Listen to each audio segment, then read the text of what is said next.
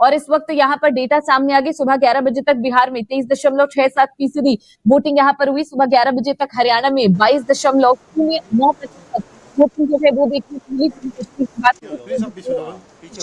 मतदान यहाँ पर हुआ गया। इसके अलावा अभी तक झारखंड में 27.80%, दिल्ली में 21.69% वोटिंग जो है हो चुकी है 11 बजे तक।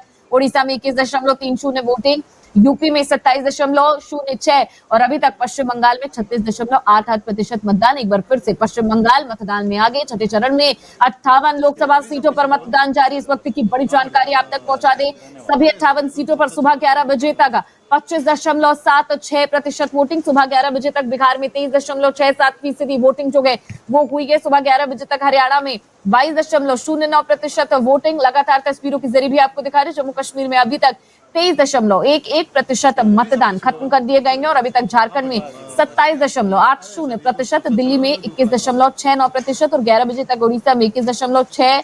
इसके अलावा आप देख सकते हैं कि यहाँ पर पश्चिम बंगाल में 36.88% मतदान। जितनी भी हिंसा पश्चिम बंगाल में चल रही है उसके मुकाबले अगर आप कंपेयर करें तो बाकी स्टेट्स में बहुत ज्यादा कम वोटिंग हो रही है। वहीं पश्चिम बंगाल के लोग सुबह सवेरे उठकर सबसे पहले वोटिंग करना जरूरी समझते हैं। आप तस्वीरों के जरिए भी हम आपको दिखा रहे हैं। इसके अलावा अरविंद केजरीवाल जो है वो भी यहाँ पर वोट डालने पहुंचे। इसी बीच तस्वीरों के जरिए आप दिखा रहे हैं, आप देख सकते हैं महेंद्र सिंह धोनी जो है वो यहाँ पर वोट करने के लिए पहुंचेंगे। फैन फॉलोइंग और मीडिया का हुजूम आप देखिए कि यहाँ पर किस तरीके से घेरता हुआ नजर आ रहा है और सभी लोग उनसे बातचीत करने की कोशिश कर रहे हैं। सुनवाते हैं आपको।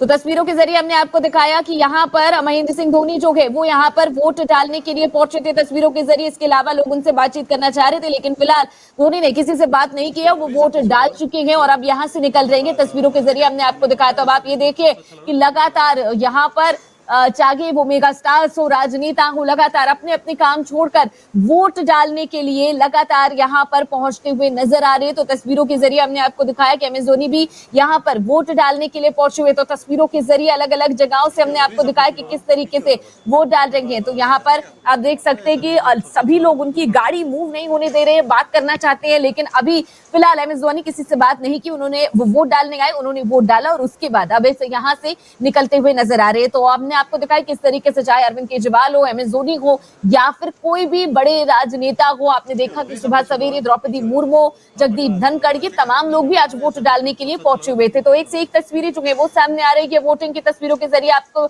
ये दिखाने की कोशिश की जा रही है कि किस तरीके से यहाँ पर ज्यादा से ज्यादा संख्या में आप सभी लोग अपने घरों से निकले और वोट करने के लिए पहुंचे। इसके अलावा आपको बता दें कि वरिष्ठ वकील और राज्यसभा सांसद कपिल सिब्बल ने वोट देने के बाद लोगों से अपील में कहा कि मैं युवा मतदाताओं से अपील करता हूं कि वो बाहर आए और मतदान करें। ये देश के लिए बहुत महत्वपूर्ण है कि आप अपने मताधिकार का प्रयोग करें। लोगों में उत्साह, रुचि की कमी है। 2019 में ये अलग था और 2024 में अलग है। यानी कांग्रेस जो है लगातार दिखाने की कोशिश कर रही है कि अब चुनाव में लोगों को इंटरेस्ट नहीं रहा है और क्यों नहीं रहा है उसकी वजह बिल्कुल ऑब्वियस है। उन्होंने साफ तौर पर कहा भी कि अब लोगों में उतना उत्साह नहीं रह गया है लेकिन फिर भी आप सभी लोगों का एक एक वोट काउंट होता है। आप सभी लोग निकलिए और वोट करिए। वहीं पूर्व केंद्रीय मंत्री और भाजपा नेता डॉक्टर हर्षवर्धन ने अपने परिवार के साथ दिल्ली के कृष्णानगर में स्थित रत्ना देवी सीनियर सेकेंडरी गर्ल्स स्कूल में मतदान किया। उन्होंने कहा कि 2024 का मतदान देश के भविष्य के लिए बहुत महत्वपूर्ण है। मुझे विश्वास है कि नरेंद्र मोदी जी तीसरी बार प्रधानमंत्री बनेंगे और ये देश के हित में है। जिस तरीके से कांग्रेस समेत अन्य